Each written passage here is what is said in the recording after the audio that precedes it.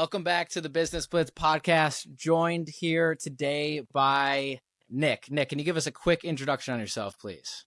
My name is Nikolas Hulewsky. I've owned and operated over a dozen businesses. My companies have generated more than $100 million in revenue. And I am currently in the game of doing podcasting, just talking to interesting people and learning about their business models. So that's me. That's awesome. And we had a quick jam session just before this talking about nerding out on podcasts. So appreciate doing that. But yeah, interested to get some background on you and your entrepreneurial journey so far. So yeah, can you give us a background about where you started entrepreneurship, how you made that transition, and kind of up until today? I always knew that I wanted to be an entrepreneur. That was never a question in my mind. The question was when, and whether or not I could get my wife comfortable with being an entrepreneur. So for the first 10 years of our marriage, I worked in corporate America, and I only optimized for experience. I made good money, but I took on opportunities that short-term weren't going to be the most financially beneficial because I wanted to learn. I wanted to go and get experience that I wouldn't have otherwise had opportunity to do. And it worked out really well for me. I was thrown into situations that I shouldn't have been in, and it ended up serving me really well when I bought my first business. But there came a time after 10 years where I, looked at my wife and I was like, I'm ready. I need to buy my business. And she was like, okay, let's do this thing. And so 5 years ago, we bought our first business. It was in the medical space. It was in an adjacent space to where I had experience. And thankfully, I had a lot of mergers and acquisitions experience. So it wasn't my first time buying a business. It was my first time personally buying a business, but not my first time going through the process. And since then, I guess you could say the rest is history. I got in first buying businesses. And in the last few years, I've also begun starting businesses from scratch, which is a new game, but a fun game. Gotcha. Everyone seems like they're interested in buying businesses nowadays. What was the most important, give us one tip for someone that was looking to buy their first business. What was the biggest factor for you when making that decision? Know yourself. I know that's kind of a weird thing to say and a broad thing to say, but if you don't know yourself well, that business is going to expose your weaknesses. So you either have to understand where you suck and where you're strong, or you can be in denial and go bankrupt and have your house taken away, right? Those are the two options. So before you buy the business, know, what am I good at? What do I like? What do I not like? What am I not good at? Where do I need to supplement my strengths and my weaknesses, et cetera? Do a lot of really self-work. Again, I know that sounds weird and woo-woo, but it's incredibly important. And if you can understand, I'm analytical, but I don't like people. And I like businesses that have systems and processes, but I hate the sales. It's like, okay, cool. Really quickly, I know you shouldn't be in the services game. I know that you shouldn't have a team of salespeople necessarily that you're working around. And you need to buy a company that's already organized, that already has some structure, that has a sales team that you don't have to worry about, that you can come and plug and play your skill set in. If that skill set tries to buy an e-commerce store or tries to buy a sales organization or a content creation organization like you're building, Colin, you're going to fail, right?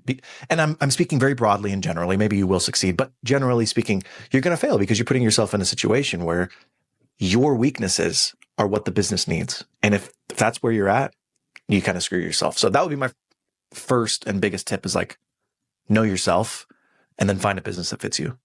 Yeah, that's great. I think a lot of people always talk about the outside environment. They never really do look inward about their strengths and their weaknesses. So that's a very unique take and refreshing, honestly. Well, and I always say there's two components to the business buying equation. Component number one is the business. So the business plus X equals buying that business and being successful, right? So X is you.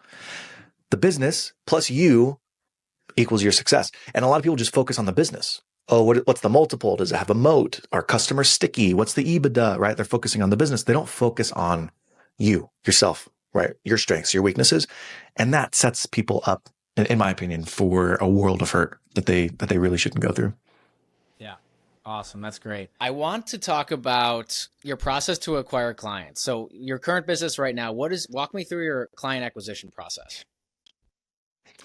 So I have multiple businesses. I have businesses from a tree trimming business. I'm invested in a healthcare company that provides home services. I have a lead generation business. Let's see, what else do we have? We're selling perfume vending machines. So we kind of run the gamut. I would say, so tree trimming, home services businesses. In my mind, home services businesses, I love home services businesses because I don't think AI is going to automate the plumber coming out to your house and fixing a clogged drain. Maybe 30 years from now, but like reasonably within our lifetimes, AI is not automating that job away. So there are some traditional ways that people can drive leads in the home services space. You can go and buy leads from organizations like Angie's List, Thumbtack, Google LSA, right? So those are websites that you can go and actually purchase leads that come in. So they go out, they post, they drive traffic to their website, they capture a lead, and then they work with individual companies essentially to farm those out. So that's one way that we can get leads. Another way that we can get leads is by optimizing our online presence. And there's kind of three ways you can do that. You can do SEO, search engine optimization. So you can really optimize your website to make sure that when somebody searches for tree trimming services in Dallas, Texas, you have content on your website that's going to pop to the top of the list. So that's search engine optimization. You can do pay-per-click. So you can actually go and tell Google, look, my content's not great, but here's $100. Please put me at the top of your list. Or Facebook or Instagram or any one of those, Twitter, any of those companies. That's a pay-per-click service. Or my current favorite, Google Business Profile. So Google Business Profile is that thing when you go and Google, hey, pizza restaurants near me, it pops up and it shows like the hours of operation and the address and the phone number and reviews and all that stuff. That little window is the Google Business Profile, and a lot of people forget about that. But tons and tons of traffic and sales are driven from optimized Google Business Profiles. And for home services businesses in particular, optimizing those profiles with reviews, hours of operation, Facebook posts, any and everything you can think of drives a ton of sales. So that's bucket number 2. Bucket number 3 is just being resourceful, cold outreach. So we might text, what are they called? Property managers. We might send mailers to a neighborhood. We might literally go knock doors. That is typically the lowest ROI, but it still works and it's still something that you can do. So between the three of those, one, outsourcing marketing services by a Google LSA, Angie's List, Thumbtack, sending you leads. 2, you going out and generating the leads either through SEO, pay-per-click, or Google Business Profile. And then 3, direct generation of leads by going straight to either the homeowner or property manager to find people who need those services. So those are the 3 ways that we currently acquire customers. Awesome. Great breakdown. Really, really solid. I want to know about the best investment you've made in your business career so far. What was that? In my business career or personal career? It can be personal as well. Yeah. My favorite investment, there are 2 of them right now, tied. Actually 3. The Trade Desk, Shopify, and NVIDIA are 3 companies that I invested in. I think everybody's heard of NVIDIA, so I won't even mention NVIDIA.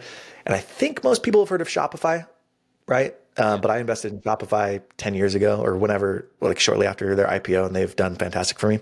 But this other company called the Trade Desk, freaking love this company. They are essentially an online media buying platform.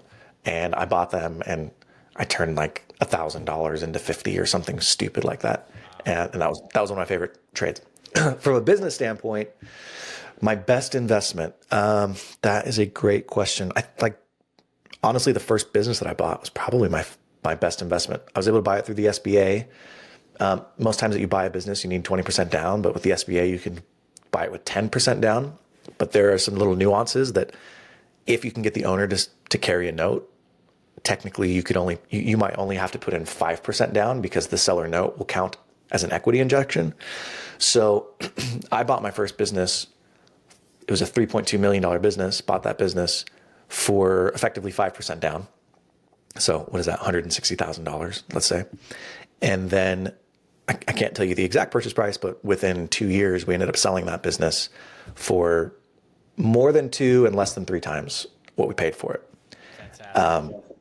Which was amazing, right? And so, you turn $160,000 into a couple $1 million. That was probably on a percentage basis, not necessarily the best investment I've ever made, but dollar for dollar, life-changing opportunity and investment. That's awesome. Yeah. Okay. Lucky. I want to know about, go ahead. I was just saying lucky, very lucky with that timing. All accomplished people and everyone that has success always attributes a lot of it to luck. I always call bullshit on that. A lot of it, some of it may be luck, but you got to put yourself in that position to have that success. Yeah. Here's what I would say. I think if let's say life is a simulation, we live in the Matrix, and I were to come and live my life 100 times, I think 10 of those 100 times would result in really weird tail end events. Maybe 5 times I just die young, overdose, hit by a car, just some freak accident. And then 5 times I become a billionaire, right? Probably even less than that, maybe 1 time, whatever, tail events.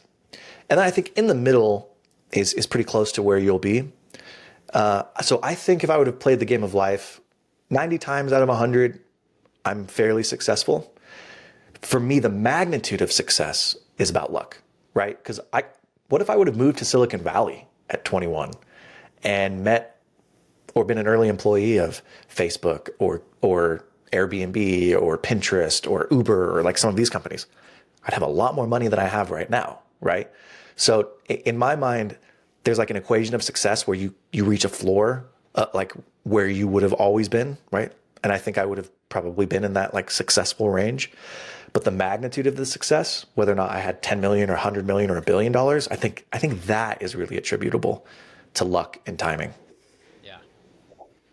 Interesting perspective. Hadn't thought about it like that before.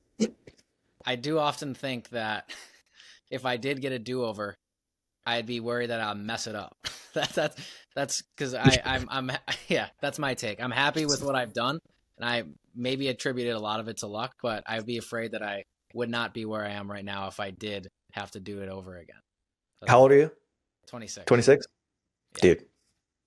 It's funny you'd say that, but no, you're fine. you would do that. It'd be the same thing. It might take a little longer or it might happen a little quicker, but you're a hustler, man. You're smart. You're entrepreneurial. You understand how things work together. Those types of skill sets and traits are fairly rare, right? Maybe 5 to 10% of the population has it. So yeah, maybe you would have hit it earlier, or maybe you would have hit it a couple years later, but you still would have been successful because you were innately born with a lot of those traits, is my opinion. Yeah. And I appreciate that. I want to know about one thing you're currently focused on achieving. I am currently maniacally focused on growing an audience. And I feel weird saying it. I feel sheepish saying it because it's weird, right? You're oh, you want to be a guru? I don't really want to be a guru, but I've seen the benefits of having an audience and having optionality because of that audience. And I'm in a very fortunate position where I sold my businesses and I don't have to work anywhere that I don't want to work. And so I'm going to take the next year or two and just see if I can make this happen. I love people. I love teaching. I love educating. I love putting out content. Maybe I could turn this into a business. Maybe this is something that, generates cash flow for me. And I can still invest in things on the sides. And I'm about 8 months into this experiment and it's so far going okay. I don't know if it's going to, I hope that it does what I hope it's going to do, but I'm maniacally focused on building an audience of people that trust me enough to help them make their first $1 million. That's my focus right now. That's fantastic. And I don't think people have the predisposition of that gurus are always bad. And the word guru has a negative disposition in and of itself. But people that are providing consistent value online, they're not gurus. They're just, experts in whatever their industry is. And you're clearly an expert in several different departments. And yeah, entrepreneurship obviously being one of them. Well, thank you. Yeah. Guru is hard, right? Because there are so many people who you've seen this on Twitter. You get accused of this on Twitter. Guy XYZ will start a cleaning company, get it to $30,000 a month. And then all of a sudden he's selling a course on how to get to $30,000 a month. And the business becomes selling how to start the business. That totally changes. And I know you've been singled out where it's oh, Colin over here is giving business advice. So for whatever reason, people like to tear down other people. And I just feel self-conscious about that sometimes. Nobody wants to be labeled a guru. Yeah. My coping mechanism there is to not give a shit what they think. That's my coping mechanism. So like if they're going to spend time hating on what we're doing, trying to be productive, then let them waste that time. It's not going to bother me. Totally agree. Yeah. Okay. I want you to tell the audience where we can learn more from you, Nick, if audience wants to learn more. If you're interested in learning more about me, I have a podcast called Co-Founders Nick, called Nickonomics. You can find that on Apple and Spotify, or you can find me on YouTube, Nickonomics Podcast. My favorite place to hang out is Twitter, Co-Founders Nick. And yeah, come find me. Awesome. Thanks for joining us today, Nick, on the Business Blitz podcast. This is actually one of my favorite episodes so far. We kind of took it in a different path than we normally take on the podcast. So really found a lot of value today, and I hope our listeners did as well. Thanks for coming on. Yes, sir. Thanks for having me.